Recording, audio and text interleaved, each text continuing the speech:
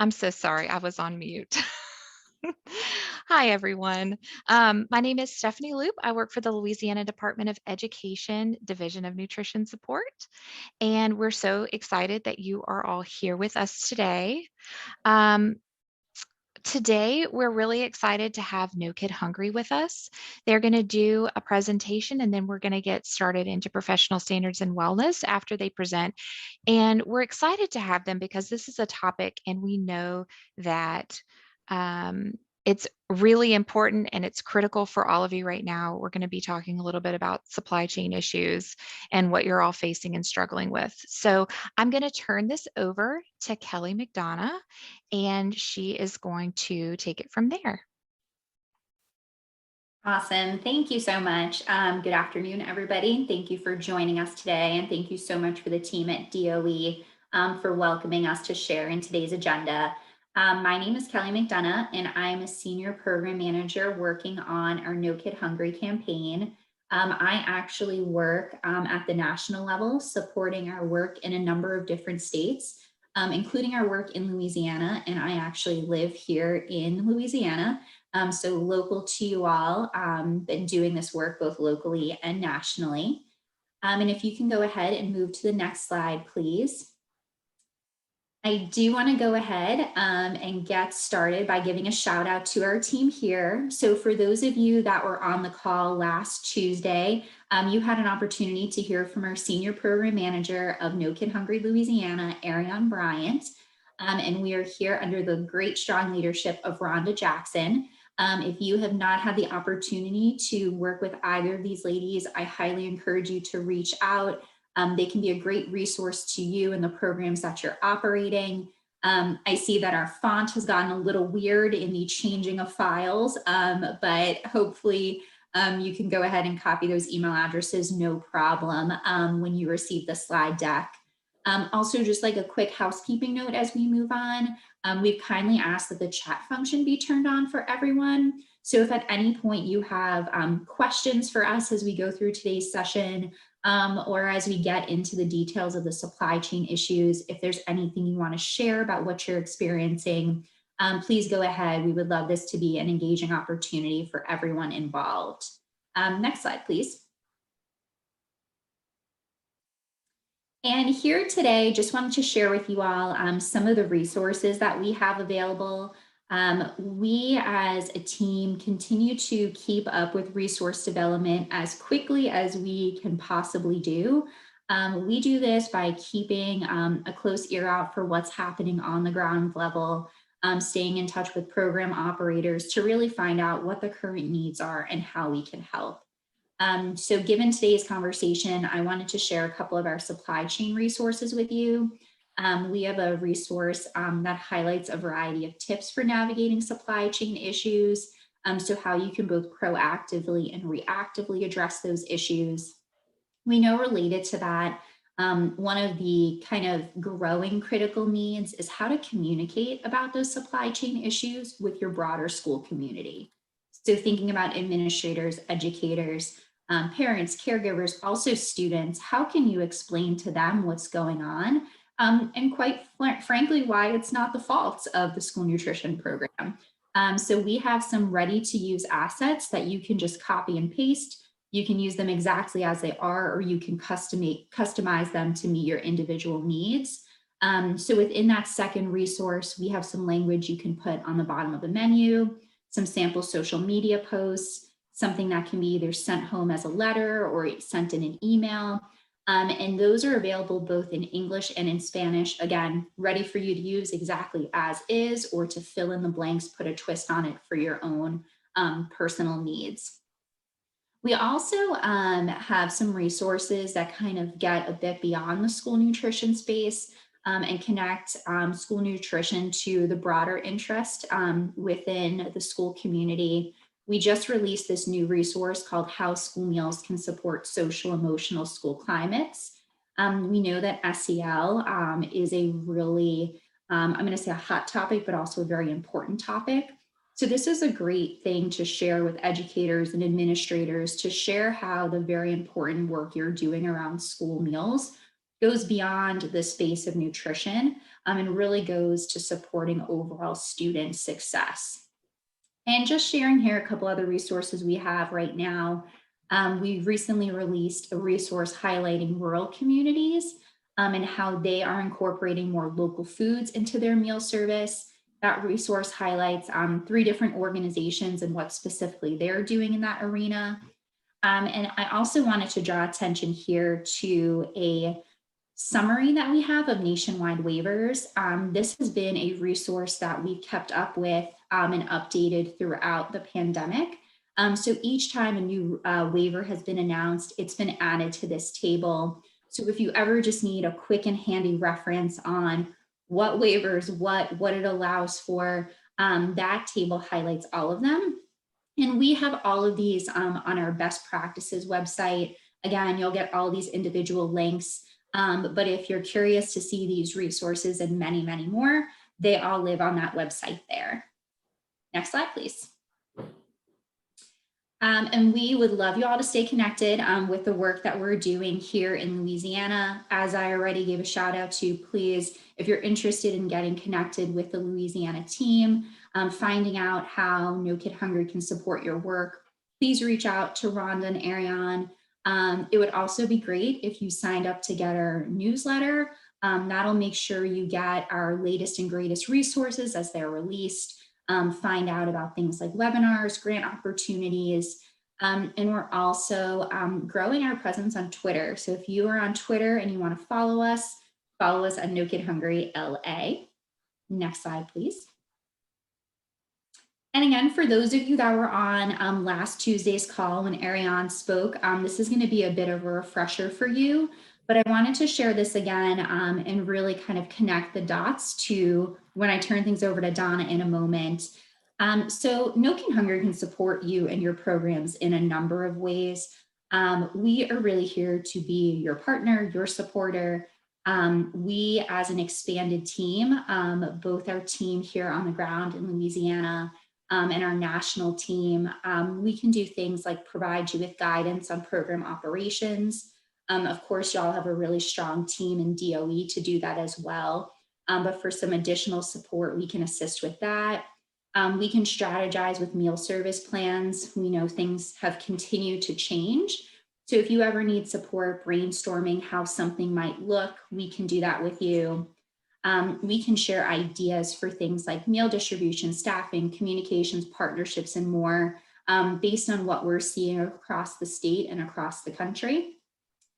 We can also offer individualized support. So if there's something in particular that you want to brainstorm for your program, a problem that you want to troubleshoot, we can support you with that. We also have some fun and exciting things coming up to celebrate staff. We know that you all have been working so hard always, but particularly over the last 2 years. So making sure that you're continue to be recognized for the great work that you're doing. We will have, and we do have some upcoming grant opportunities. So if you all have received some information about that, do go ahead and respond to that email or respond to that call, and a member of the team can assist you there. And lastly, we are fortunate that in addition to our team, we're supported by a network of national consultants.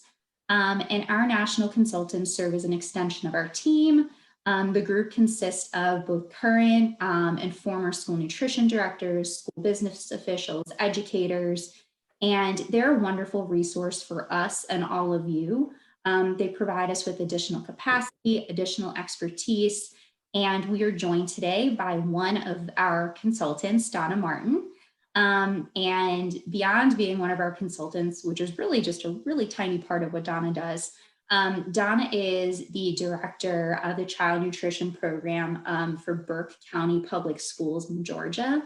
And Donna, as well as our other consultants, are a great resource because in addition to what they are navigating in their own districts, they support districts across the country. So they have a really strong sense of what's going on, what's working well, what's working not so well. So again, if you're interested in engaging any of the support that I've mentioned, please go ahead and reach out to Rhonda or Ariane. I'll drop all of those links in the chat as well so that you have them. But it is now my pleasure to turn things over to Donna, who's going to speak to you about what's happening in her district and some broader tips that she's tried herself and as well. So Donna, all you. Okay, great. Thank you, Kelly. And thank you, Louisiana. I love Louisiana.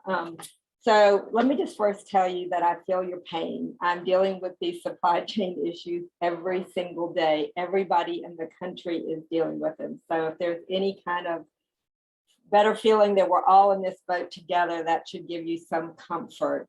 I think it's great that USDA has recognized that. Most of y'all may have gotten the survey yesterday that is asking us to tell them what our supply chain issues are, how long we're expecting them to continue and things like that. So I think that we're all in this together, and hopefully I can give you some great tips today, or at least one or two tips that will help you.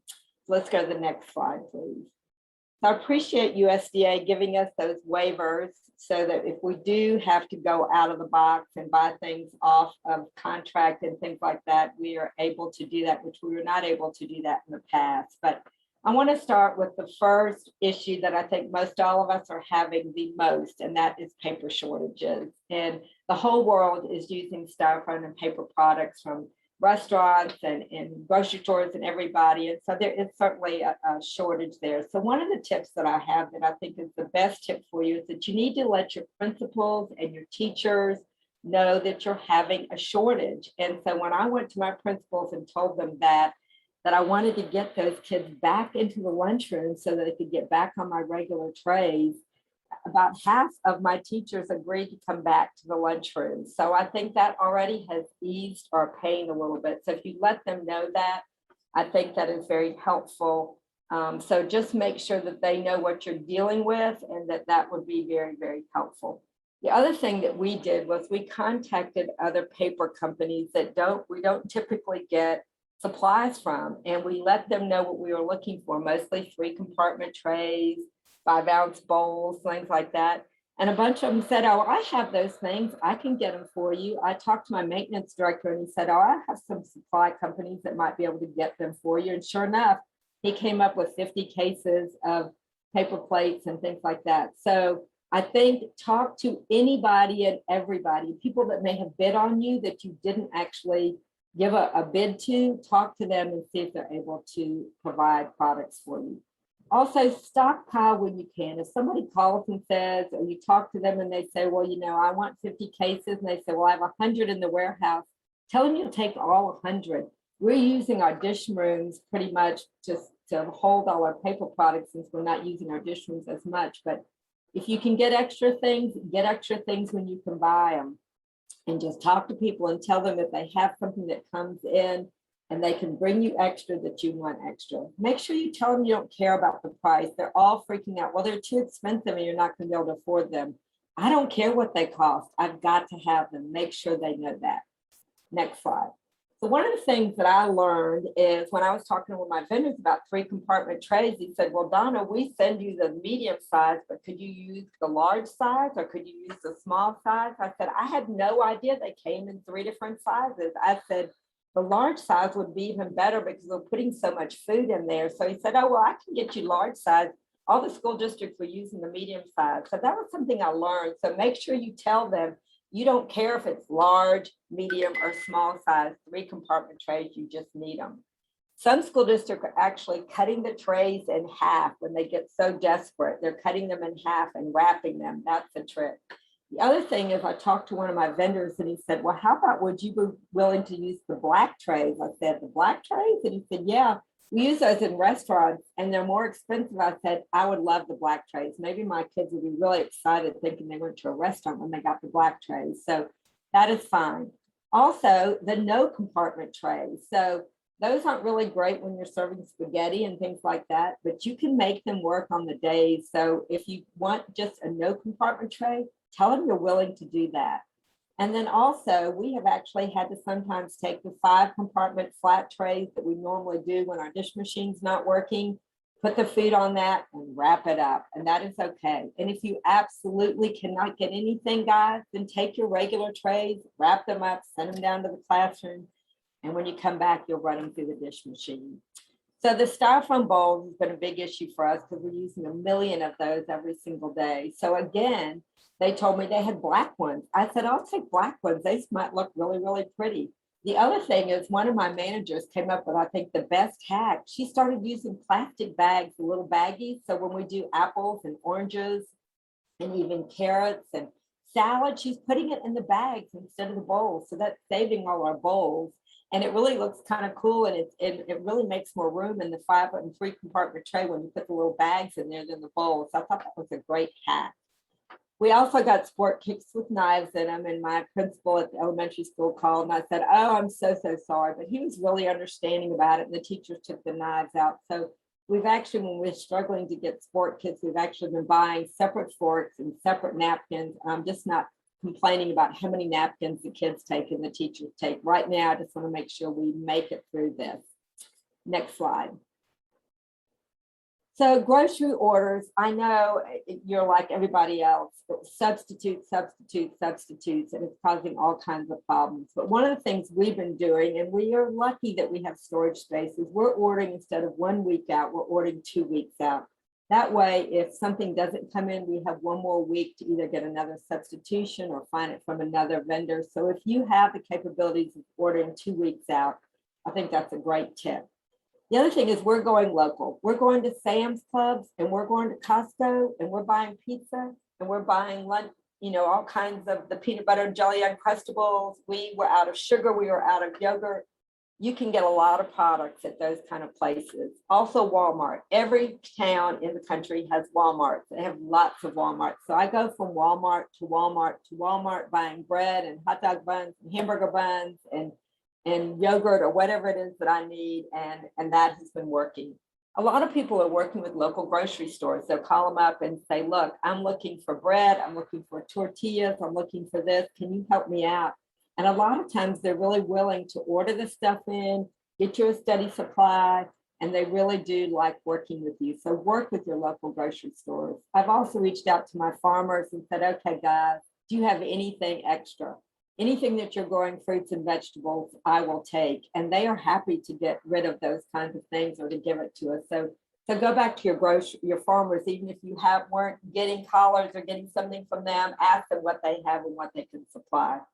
Going straight to the manufacturer is not a bad idea, especially if you have a storage space. So we go to the manufacturer and we get pallets of like applesauce cups and things that we haven't been able to get from our vendor. And they will just drop ship it to you. It's cheaper and you can get a volume of it. So we're trying to keep in our warehouse or in our extra storage room backup products when things don't come in. So we're trying to keep backup of trays and pizza and things like that, that in case we do run short, we always have something to feed the kids. I think if you can't get canned vegetables, go and get to your produce person. And we have not had any trouble getting produce. So I think if you're looking for canned green beans and you can't get them, tell your produce vendor to get you fresh green beans. And so if you can't get frozen or canned, go with fresh. And then the other thing is a lot of people are doing, I haven't had to do this yet, but they're going to Domino's and Subway and other pizza places. And they're saying, we're short on these days. Can you help us out 1 day a week or 2 days a week? And I don't think that's a bad plan. Next slide. So one of the things is everybody's having staffing issues. And a lot of people, it's really more of a problem because a lot of people are going from convenience food to doing more scratch cooking. They can't get regular pizza, so they're making their own pizza, but we know that takes so much longer. So this is my tips on staffing. We use our bus drivers and our bus monitors because they get off at 8 o'clock and they don't have to be back on the bus till 2 o'clock. They're already on payroll. They're looking for extra pay because they're so lowly paid. So that is a great resource. I called up my retired school nutrition employees and I upped their pay. And so a lot of them are coming back, working a couple days a week for me, and they're glad because their retirement is terrible anyway. So they're really glad to come back and work for me. Culinary programs, if you have any culinary programs in the area, they're a great place to get employees. They're a great place to get substitutes to come in. And if you have a school culinary program, I've seen some school districts that the kids in the school are actually making rolls and making food for the school every day as part of their classes, which I thought was a great idea. Temp agencies can supply temporary workers for you. Now, they're not gonna be able to make lasagna and spaghetti, but they can come in and put out breakfast and serve on the line and do a lot of basic skills. If you have substitute teachers on payroll already, they can come in and sub for you too. And then we use a lot of high school students that are in our work study program. They cashier for us, they pan up pizza, they get breakfast ready the next day, they serve on the lines, they're wonderful. Parents are also a great resource because they love the school hours and they love the school holidays. So reach out to your parents to see if any of them are looking for jobs.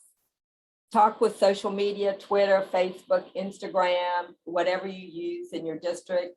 Put an ad in the newspaper. Send a flyer home. Send a flyer home to all the kids telling the parents and that you're looking for employees, what your great benefits are, the working schedule, to get health insurance, retirement, things like that are a great way to recruit people. And the last thing is to do a job fair in your district and get with your human resources department and ask if they would set up a job fair for everybody, because we're always looking for bus drivers. I'm sure you're looking for bus drivers and substitute teachers and things like that. So do a job fair, and that's a great way to get employees. So I hope that's given you at least a few tips that you can use, and I'll be glad to answer any questions that y'all have. Donna, it looks like we did get a question for you in the chat box, and it's asking in regards to insurance for student workers. How do you go about making sure that they stayed protected and also coverage for your program and for them? Right, we have a countywide blanket insurance policy for all of our kids, and I would think most districts would have that. So talk to your human resources department or your attorney. But we have a blanket wide policy for all of our kids, and our kids work in a lot of different, things in the district. So they're used to that, and we have a blanket policy for them. Thanks, Donna. Any other questions? Somebody was asking about why do we wrap our trays? The reason we wrap our trays is they're going down the hall. So a lot of our teachers are still wanting to eat in the classroom. They're still nervous about exposing the kids to other kids.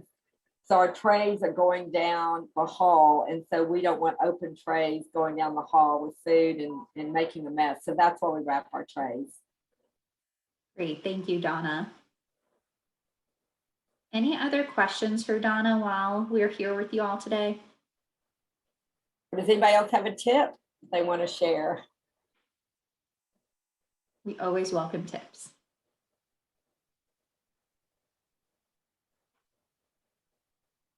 Okay, then. Well, I just want to give a big thank you to Donna for joining us. Again, a thank you to all for joining us. Thank you to DOE for welcoming us today. Between what I put in the chat box and also the slide deck, definitely encourage you to take a look at those resources that we have, both those that are available on the ongoing supply chain disruptions as well as others. And if you've never been to our Center for Best Practices website, please make a visit there and you will find those resources and many more. Thank you all again. And if you would like more local support for Louisiana, please again reach out to Rhonda and Ariane, and hopefully we will see you on a future call. Thanks, everybody. Thanks.